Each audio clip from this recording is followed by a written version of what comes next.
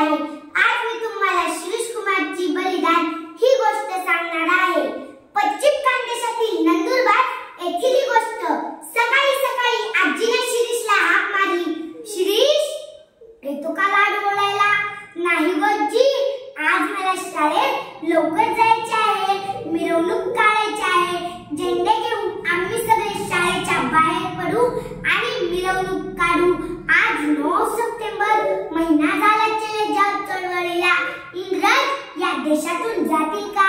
आजी म्हणाली, I worry विपत्ती आम्ही मुले कशाला? बंदित मायभूमी आम्ही खुले कशाला? आम्ही खुले कशाला? हो, आम्ही त्याला घालू, त्यासाठी लागेल ते करू, अथवा मरू। शिरीष शिरीष इकडे, आधी आजीला मदत कर, बस लाडू ओढ। शिरीष लाडू ओढायला बसला। दुसऱ्या दिवशी त्यांच्याकडे घरगुती कार्यक्रम होता। घड्याळात 11 वाजले। शिरीष तडकन उठला, जातो भजी म्हणून तो निघून गेला। शाळेतील मुले शिरीषची वाट पाहतच होती। शिरीष शाळेत गेला, सर्व मुले त्याच्या भोवती जमली। एक मुलगा शिरीषला म्हणाला, अरे शिरीष, ते बघ, पोलीस झेंडा शाळेच्या बाहेर न्यायला बंदी घालत आहे, लाठामार करत आहे।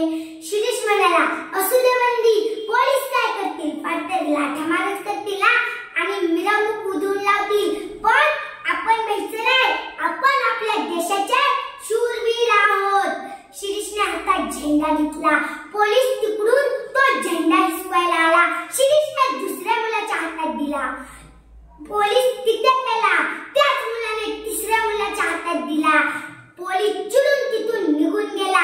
करेंगे या मरेंगे, 40 कोट नहीं दबेंगे, करेंगे या मरेंगे, 40 कोट नहीं दबेंगे, असा जयघोष झाला। मिरवणूक मुलींच्या शाळेजवळ गेली।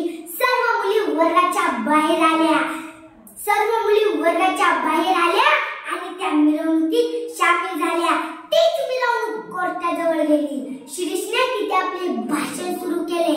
भाषण ऐकायला सर्व वकील मंडळी बाहेर आली। शिरीषने भाषण सुरू केले। तिकडून गोळ्या बार लाठ्या मार करत पोलीस आले। मुलांची पांगपांग झाली। काही ढीठ मुले व काही ढीठ मुली गल्लीच्या तोंडाला उभी होती। पोलिसांनी एका मुलीवर गोळी झाडण्याचा प्रयत्न केला, पण शिरीष म्हणाला, मुलींवर काय गोळ्या झाडतात? माझी छाती उघडी आहे, माझ्या गोळ्या झाडा। पोलिसांनी गोळी झाडली, पण ती गोळी शिरीषला नाही लागली। शिरीष म्हणाला, तुमच्या बंदुकीतल्या गोळ्या अजून संपल्या तर नाहीत ना? नीट नेम धरून मारा। पोलीस चिडला आणि पोलिसांनी जवळनं गोळी मारली। बाळ शिरीष खाली पडलं। त्याच्याच पलीकडे लालदास उभा होता, त्यालाही गोळी लागली, तोही खाली पडला।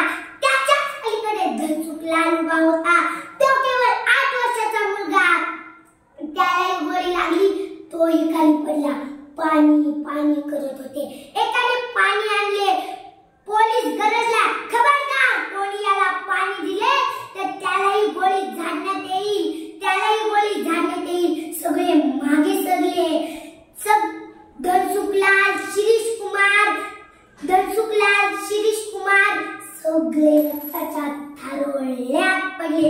माझ्या बालमित्रांनो, मैत्रिणींनो, मला एकच सांगायचे आहे, शिरीष कुमारने जसे आपल्या देशावर प्रेम केले तसे आपणही आपल्या देशावर प्रेम करायला शिकलं पाहिजे। भारत माता की जय, वंदे मातरम। एवढं बोलून मी माझी गोष्ट संपवते। जय हिंद, जय भारत, धन्यवाद।